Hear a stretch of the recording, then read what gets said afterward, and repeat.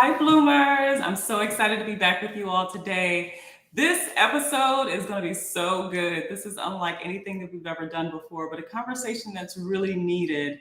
So, today we're going to be having a wonderful, candid discussion with a woman named Lala Loves. And what Lala has done is she's identified a white space where a lot of communities aren't necessarily talking about sex, women's sexual pleasures, and how to take ownership and feel empowered about your sexuality.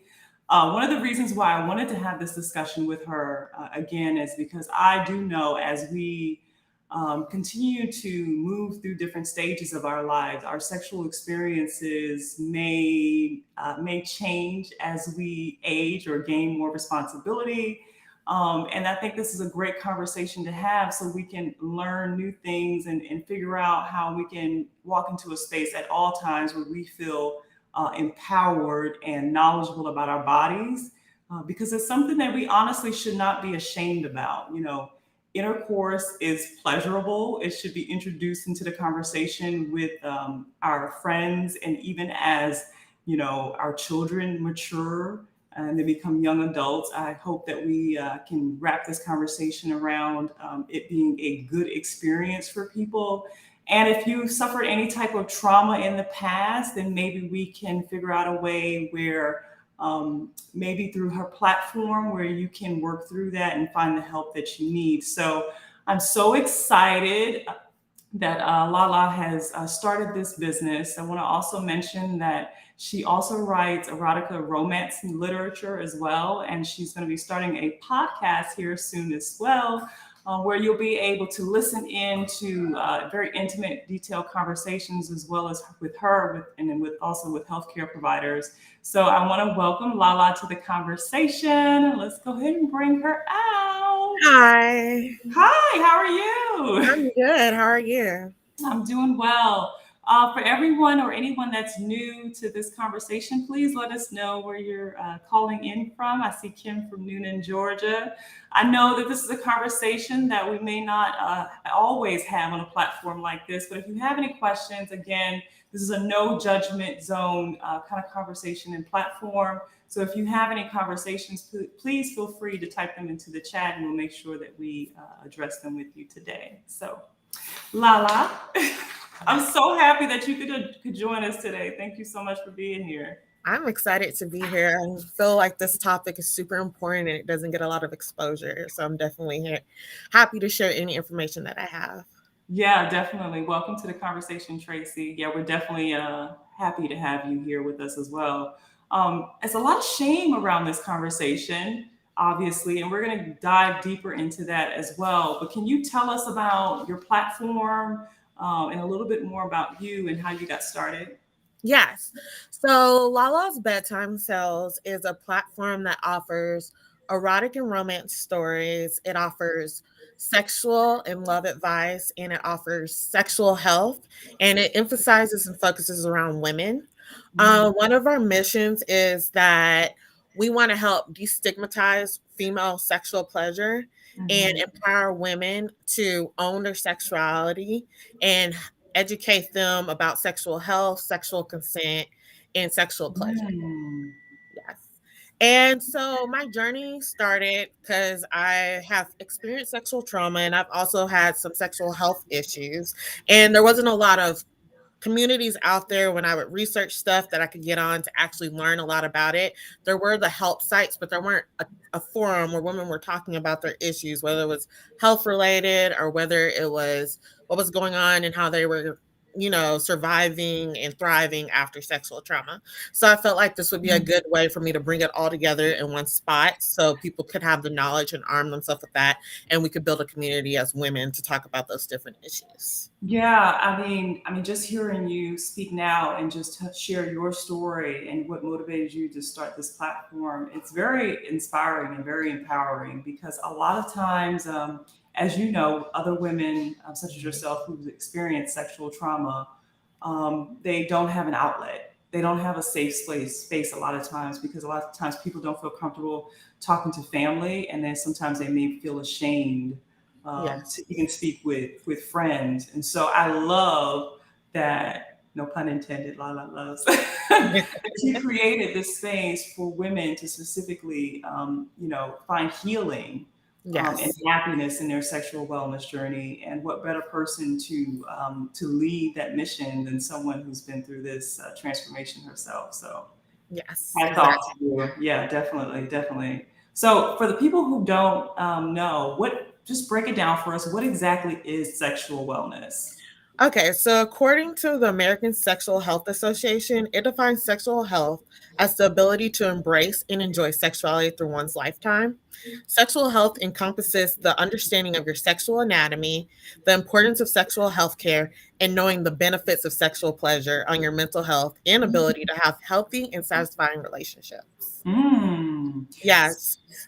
Go ahead. I would love to hear you. So a lot of people feel like typically when they hear sexual health, they think about unintended pregnancies or STIs, and they don't think about how it encompasses and it affects your mental health as well as your physical health. Yeah. No, I totally agree with that. Sometimes I was mentioning earlier, sometimes as our lives continue to progress or change, we get more responsibility. Our sexual wellness, as you say, tends to, go by the wayside, and we don't feel liberated sexually. Not even just our experience with a partner, but even as our own individual vessel, as our own individual selves, we don't feel sexually confident. And it's an experience that I want people to heal from. And so I'm so glad we're doing this conversation today. I just want to make note. Kim says sexual trauma is sadly something that many women have in common. Glad you created your platform, Lala. Thank Absolutely. you, Kim. Yeah. I love to hear that. Yeah. So why I have to ask you, why do you think people are so uncomfortable talking about sex?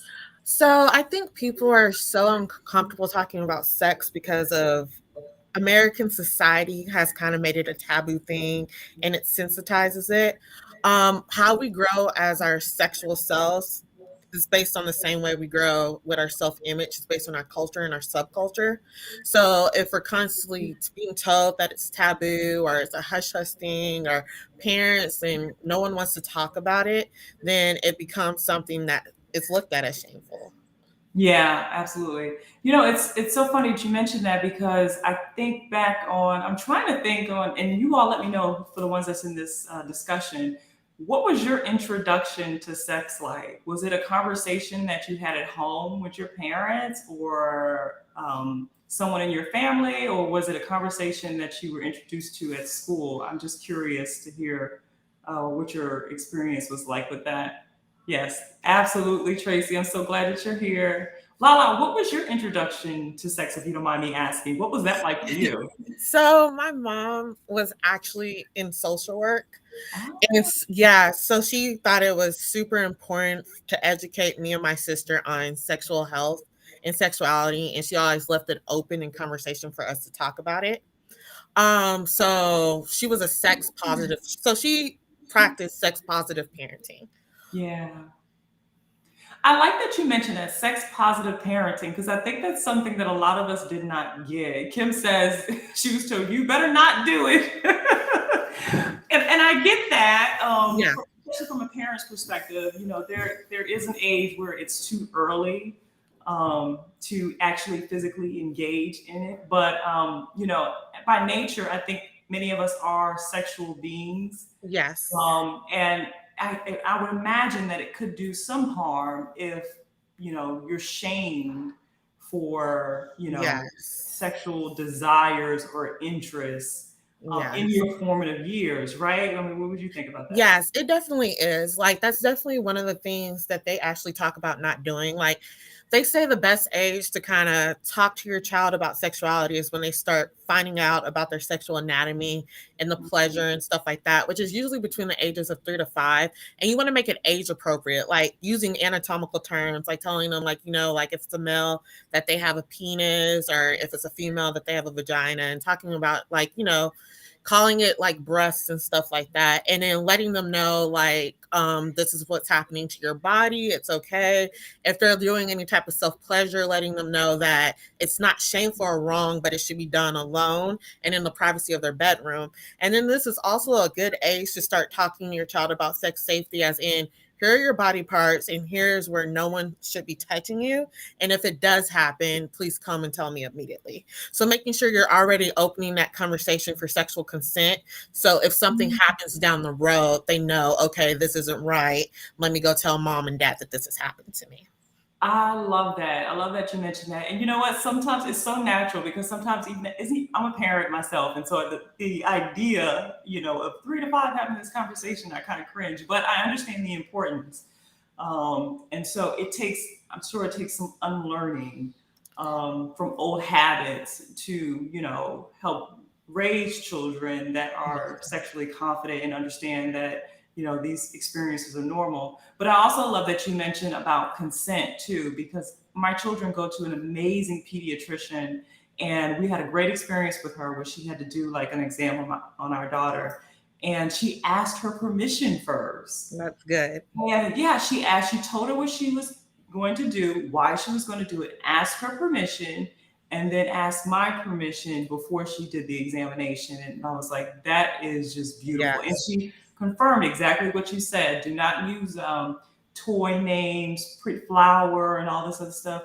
Call it what it is. And Yes. yep, it's the same thing, same advice that you're giving us today.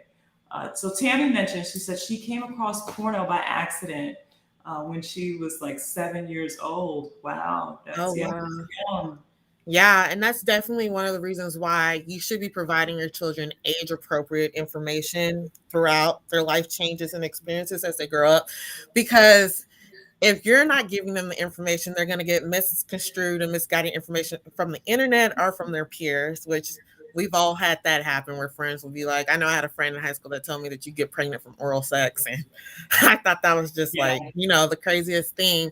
But it comes from having just those open conversations with your children. And definitely you can tell them stuff like when you look at, so I have an article on my website written by this great women's health nurse practitioner called Sexual Health Throughout Our Lifespans. And she talks about the education of teenagers.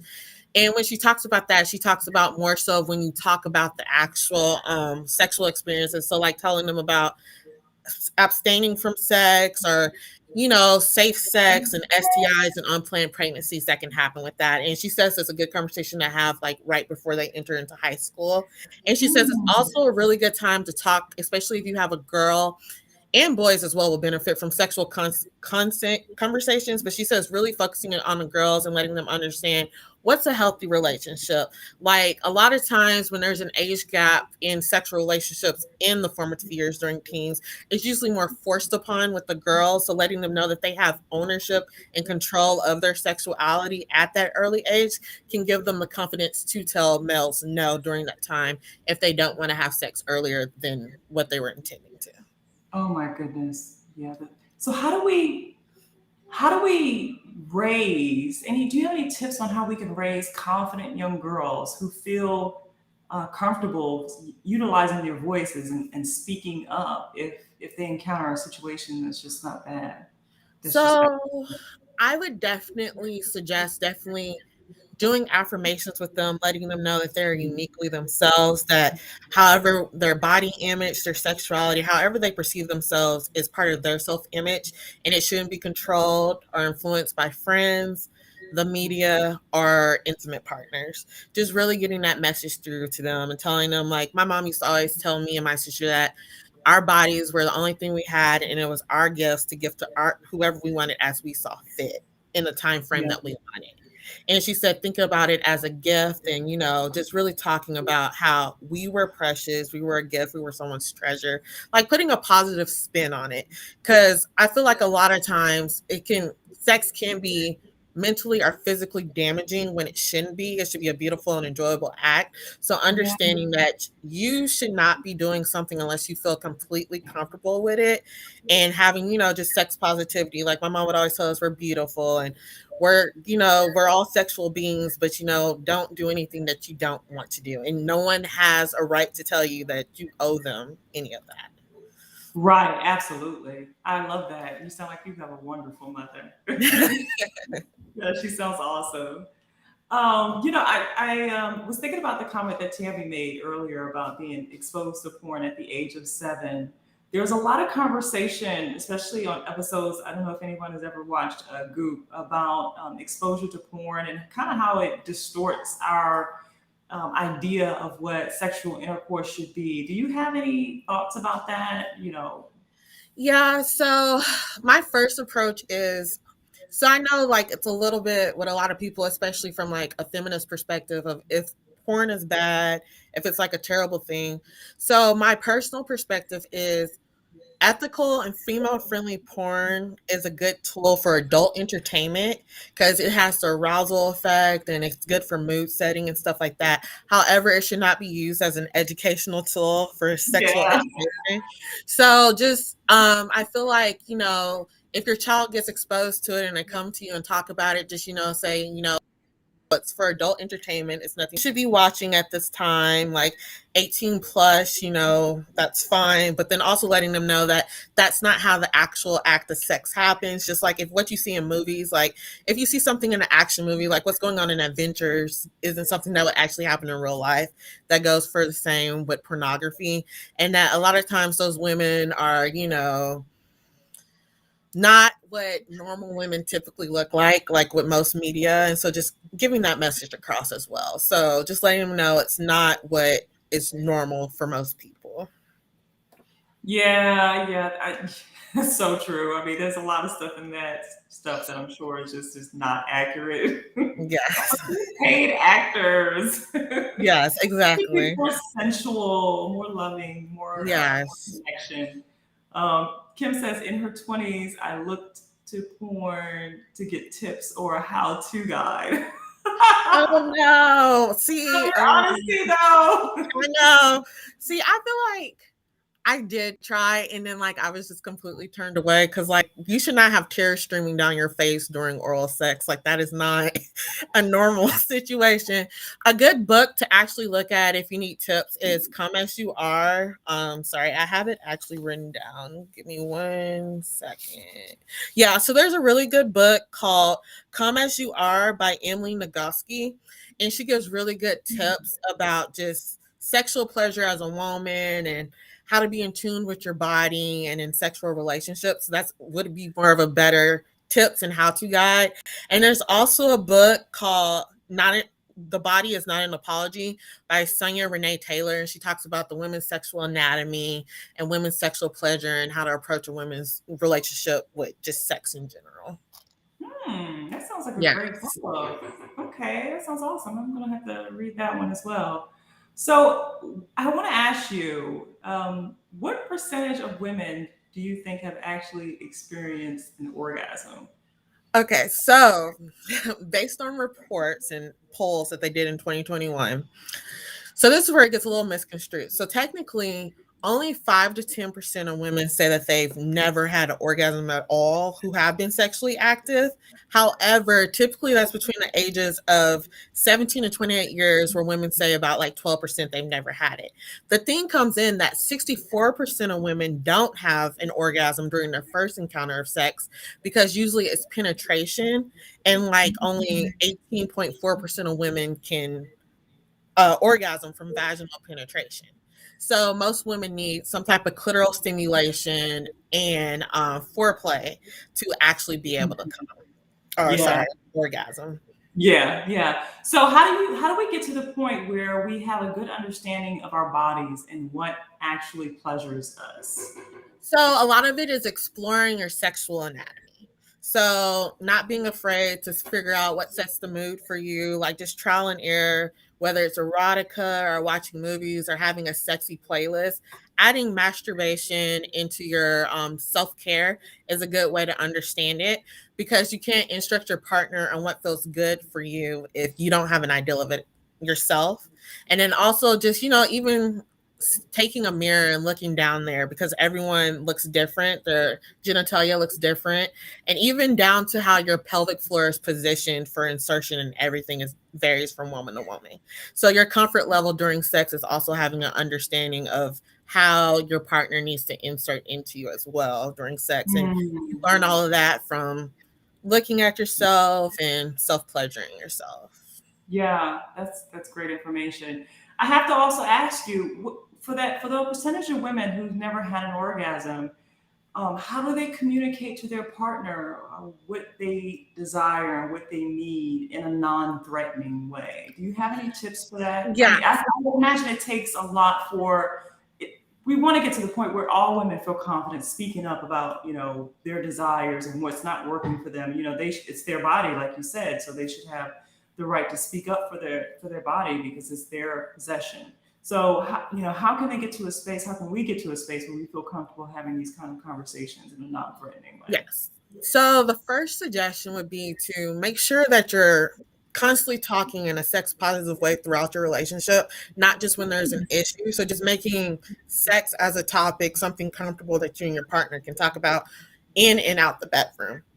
The second tip would be to break the ice, and you can do that by starting with a compliment. Like you can say, "Oh, I love last night during, sex when you did X, Y, and Z. Can you do a little bit more of that, or can we try a little bit more of this?" Or saying, "Hey,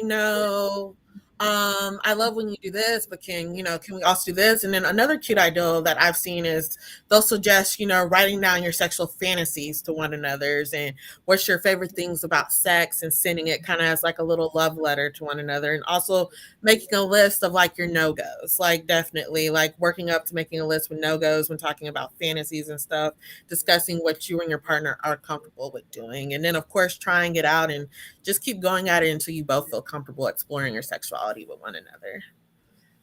That's a great suggestion because, a lot of times you don't have those conversations as far as, like you said, what you like, what you don't like.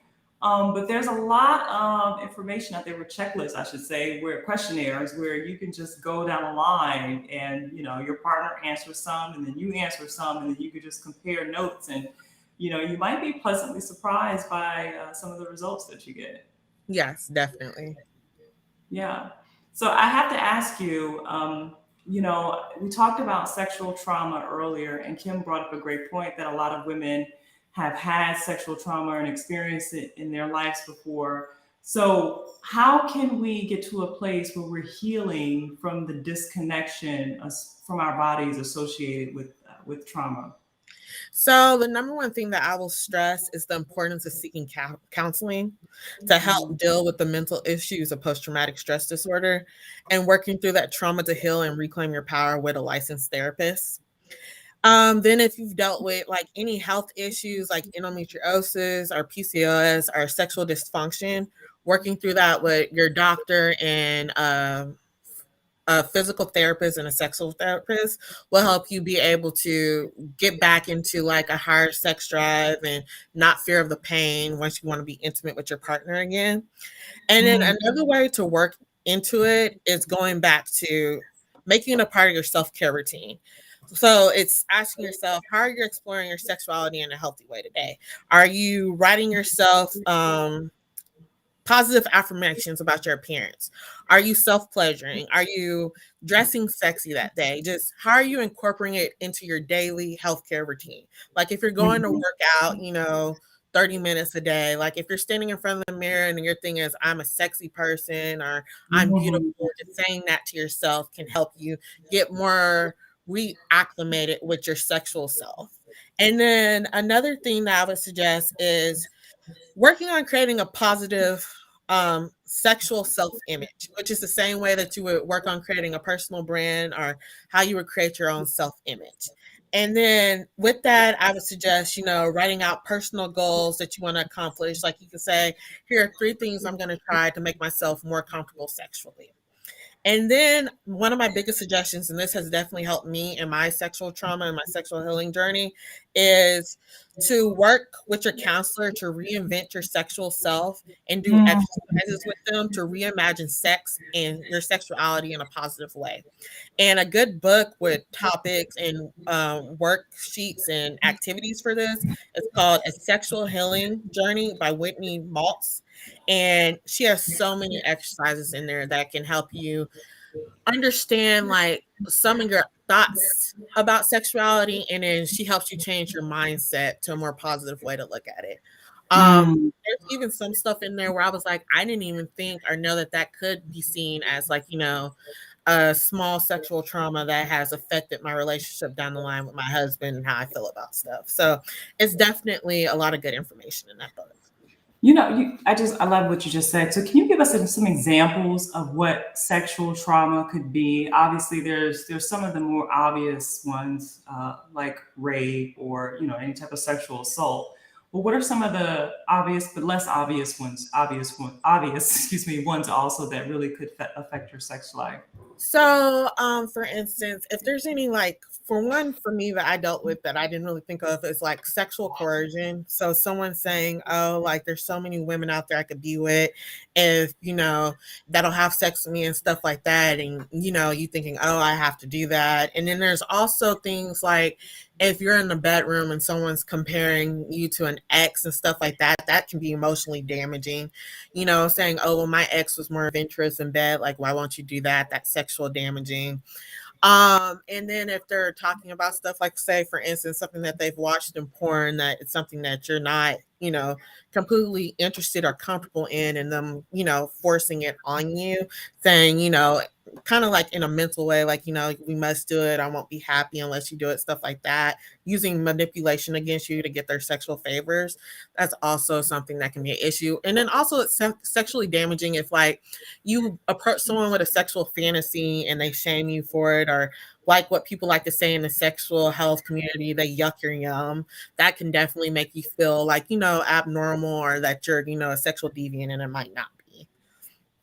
Yeah, I love that because the conversation around sex is such an intimate environment, and I really do believe that you have to create a safe space, for you and your partner, no Yes. matter what the conversation may look like, in your intimate environment, because your partner may mention something that may be considered taboo, but it's something that they're interested in. Not saying that you have to, partake in it, but Yes. that's their desires. And like you said, shaming is can be very damaging. So I love that you mentioned those examples because I didn't even think about how that really could affect someone emotionally. Yes. Yes, because you can definitely say, "Oh, that's like interesting that you're into that, but that's not something that I'd want to try. Let's write down maybe some alternatives to that that we both would be comfortable with doing, stuff like that." Yeah. Earlier, you mentioned also about confidence levels. Can you talk a little bit about how we as women can boost our confidence levels if we're, maybe just not feeling like maybe the goal shouldn't be, like you said, to get back to our old self, but to reinvent our new self. I like that. So what are some things that we can do to feel more confident sexually? So, something that I've had therapists tell me and stuff is just like if you're going to work and you're wearing, like an outfit or something, put on a pair of sexy lingerie. Like, no one knows it's under there, but you feel sexy in it. Or, telling yourself, that every time you get dressed to go out with your girlfriends or something, that that you look super good and stuff like that. Or even like for me, and this is also an interesting study that they did. Like if you've had a stressful day, like reading erotic romance novels, because it's that slow burn and that intimate relationship, can really, make you more confident with asking for stuff in the bedroom and living out your sexual fantasies in your head and stuff like that. And it also helps reduce some stress, and also depression, and have you look at life in a different positive outlook, because it gets your endorphins going. So that was also something really interesting to think of. And so just feeling good in your body, talking, constantly talking to yourself about, here's my body. I love the way I look. I'm a sexy person, stuff like that. Fixing yourself up, doing what makes you feel your most sensual and sexy self. Like I know my sister loves to listen to sexy music. Like that's how she gets into like her mood. Yeah. Yeah, I love that also because we change over time. Yeah, Sometimes in your 20s, you may just feel like just going straight to it, but maybe like you said, as things change and you evolve, maybe you need more mental stimulation. yeah, And that's where the music, the candles, the conversation, yeah, that type of stuff starts playing more into your love life and things like that. And that's okay. Nobody should be comparing you, even if you're in a long-term relationship. It's not right for somebody to compare you to, the person that you were 10 years ago. Yes. It should just create, more of a challenge or a game for you all to kind of figure out a way to, have fun in the now. Yes, Um, and another good thing about that too that I've read in some sexual health books and stuff is that foreplay should last all day. Like it shouldn't be something that just happens right before sex. Like it could be like sexy texting or just hints dropped of what you're going to be doing that night and stuff like that, so they can work, or so that you and your partner can work up to what's going to happen, so you're more aroused and more willing to participate as the time comes. yes, yes. Somebody say yes. Tank. Tank has some good music, y'all. Yes, he does. Well, if Yes. you haven't listened to Tank, when the time comes, that's some good baby making music, or just just because music. You don't have to make a baby. You could just have fun. Yes. Okay. So Kim mentioned, she said, I need to do more of that, telling myself I'm sexy and dressing up and things like that. I will say, I love that you mentioned that, because I too went through a time, especially after having two children, Mhm. your body starts to change and stretch marks and things like that start to appear. And a lot of times you have, people in your network or whatever say, okay, what did you do, to minimize your stretch marks, or, pressure to lose weight, and you don't lose it when, other people think that you should, and things Yes. like that. And your body just starts to change.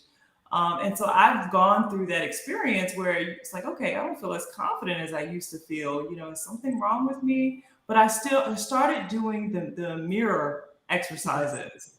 I got a full length mirror from Marshalls, and it's Yes. in my closet. And I will take a shower, and I will have like a minute with myself, and Yes. in the mirror, just nothing on, and just showing appreciation for my body. And it's crazy. It sounds so simple, but it's also so powerful, because It I'm telling is. you, I feel like by the fifth day, I started feeling so much more confident. And initially, negative thoughts would pop into my head, Mhm. like stretch marks, or why isn't it this there like it used to be, or whatever.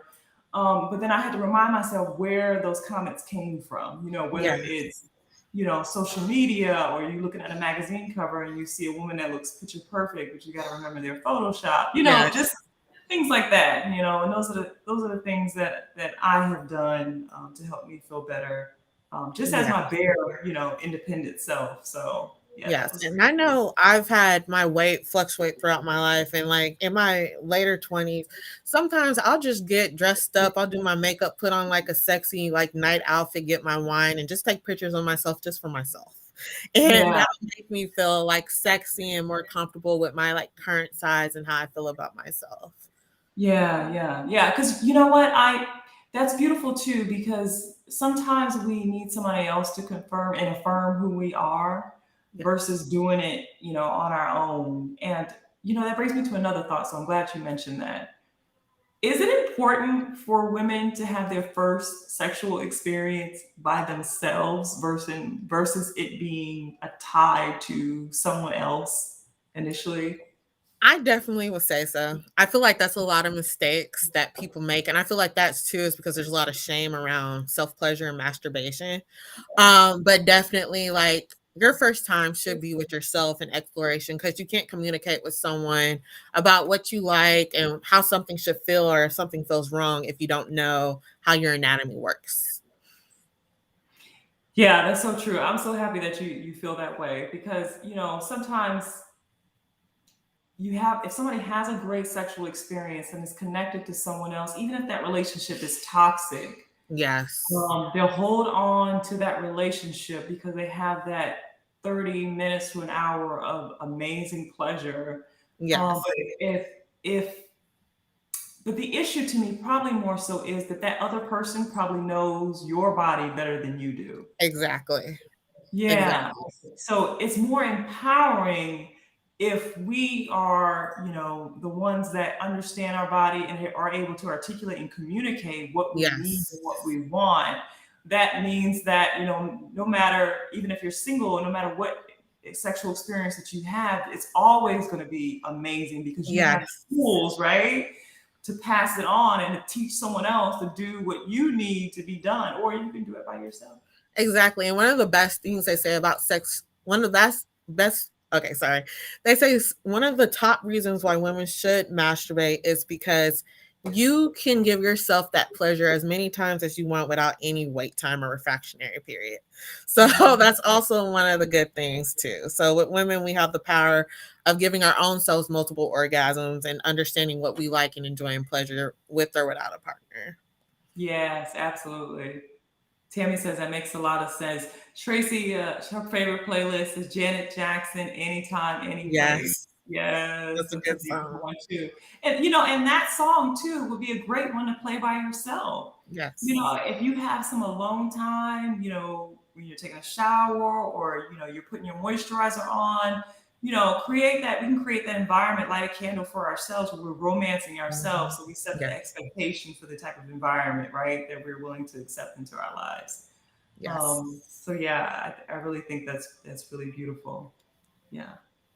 You have any other thoughts? Is there something else that we're missing or failing to hit the nail on? Um, no, I think it's good. I think one of the things we didn't cover was kind of how one of the issues as to why women might not orgasm. Um, Oh yes, that's a good one. Please. so typically there's for two reasons typically. It's either because of the lack of communication and a woman not knowing how her body works, or there's also sexual dysfunctions that can happen. One of the top common sexual dysfunctions in women is orgasmic disorders. So there is actual treatment that you can get. And then after people have done that treatment, it's usually an 89 to 91% success rate that women are able to orgasm. And then also for women, it's just definitely talking to your partner and making sure that men are clitorate, like they are clitoris literate. Like a lot of men don't understand that the clitoris needs to be stimulated for majority of women to orgasm and climax. And there's also good books out there called Clitorate for people to understand why that's important and how it plays a huge role in the sexual anatomy of women and their sexual pleasure. Some of the treatments out there, to answer Tammy's question, is there's medication, depending on what it is. There's medication out there that your doctor can prescribe. And then also there's sometimes working with a sex therapist because sometimes there's mental blockers in your mind. Like usually sometimes maybe you have had some type of sexual trauma and there's like your body. So from a psychological perspective, your body keeps the score no matter how small or big the trauma might be. So there might be a mental blocker and the sexual therapist can give you exercises to help you get through that. And then there's also working with a pelvic floor therapy because there might be some things going on down there that aren't working and keeping you from being able to orgasm for whatever reason. Great advice. Great advice. I love that you're doing a lot of conversation about therapists and counseling, because I know no matter what type of trauma some people have been in, a lot of times people don't feel comfortable seeking Yeah. help. And one of the things that we definitely try to do here, which is obviously something that you do as well, is encourage people to partner with a health professional to Yeah. heal from, you know, any traumas in the past. Because, you know, a lot of times, probably majority of the population, I don't have the number, but I would imagine it's probably somewhere around 70% of people have been through some type of trauma in their lives. So for us to have the expectation that we can just go on and operate as if everything is okay when it possibly isn't, you know, it's just unfair to us. So if you have any type of trauma that you're dealing with, or if just something just does not feel right for you, please, you know, partner with a healthcare professional. I have definitely seen a therapist myself.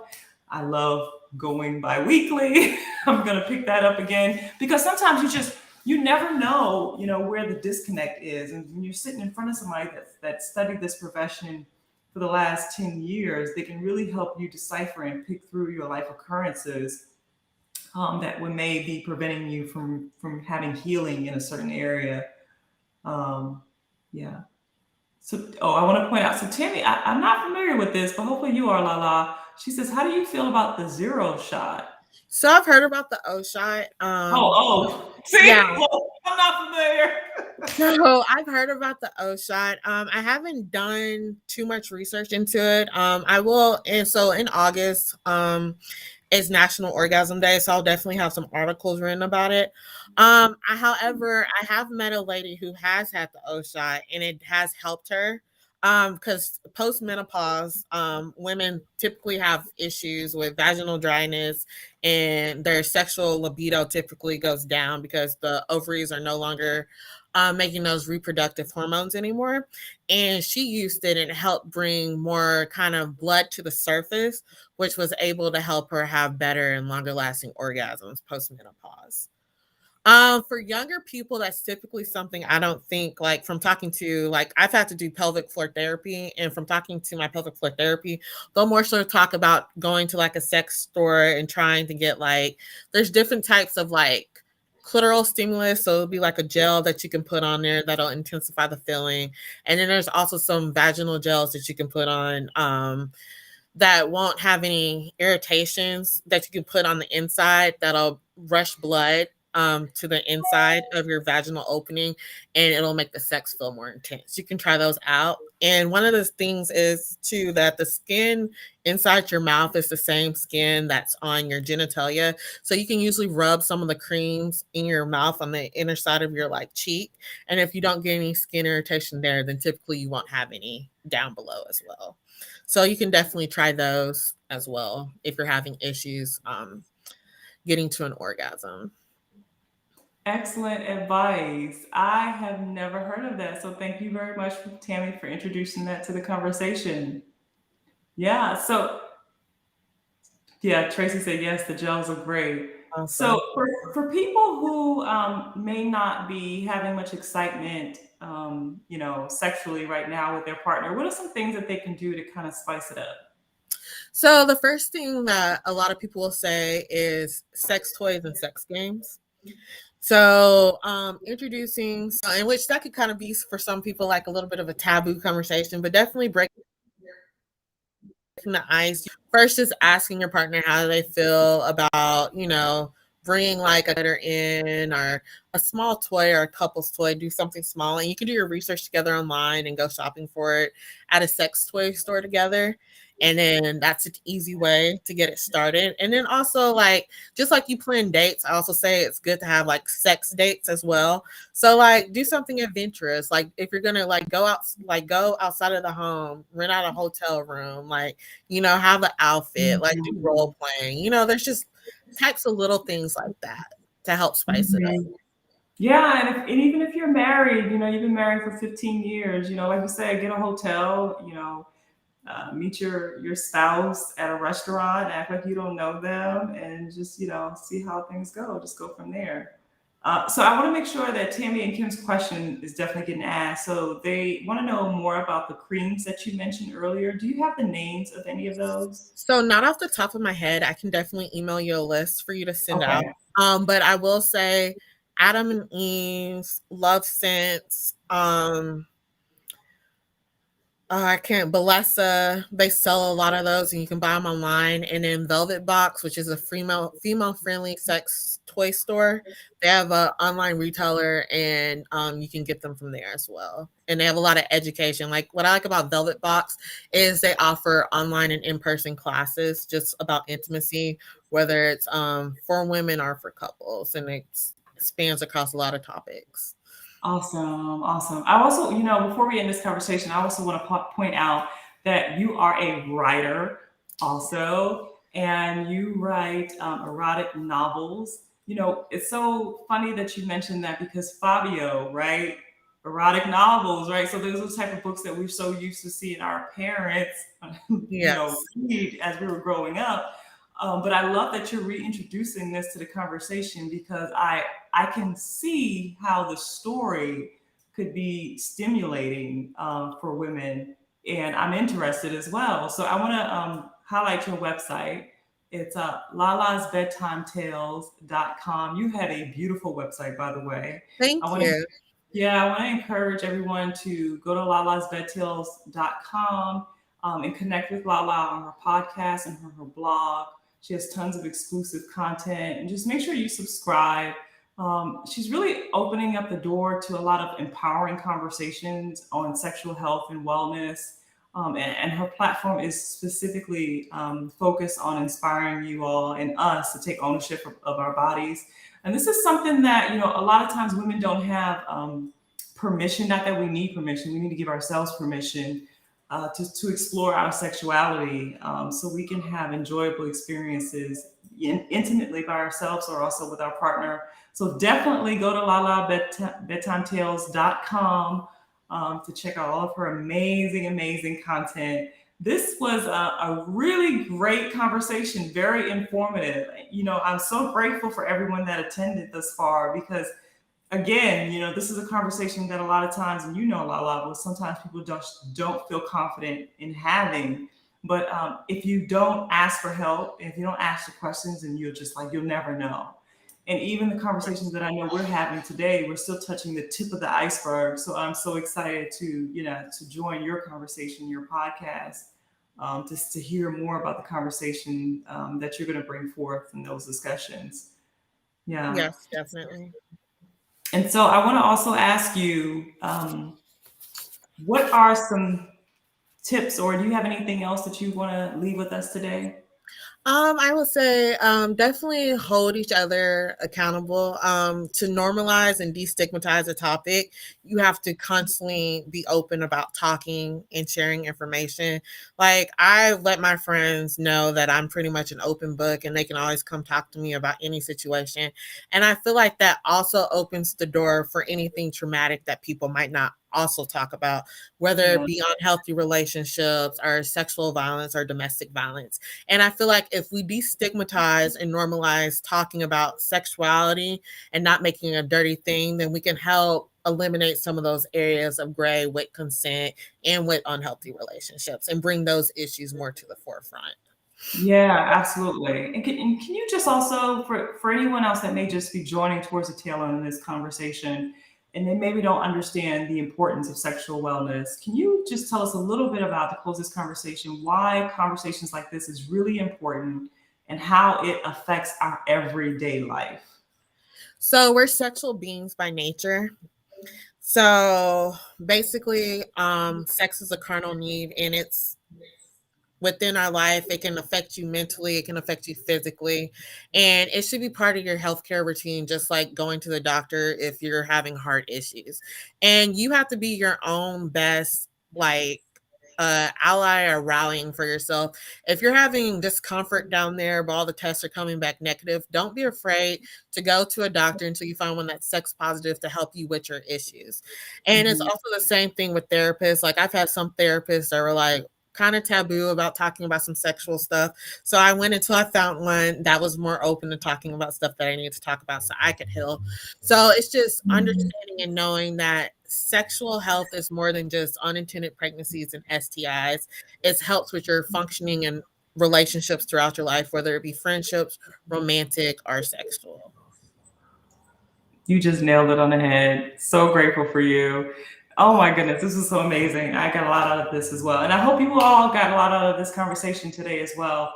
So please make sure that you go to Lala's Bedtime Tales and subscribe to her website so you can get plugged into some more amazing content. Lala, thank you so much for taking the time out to discuss this with us today and share your knowledge with us on this platform. And again, I want to thank everyone for their vulnerability. You women are so brave. Y'all are so powerful. I love you guys, and I really appreciate you all. And I wish you all wonderful, healthy, thriving sex lives. Yes, I did too. Thank you so much. This was great. I loved it. Yes, thank you. Okay, so everyone, you all have a great night, and we will see you next time. Thanks for blooming with us. Bye.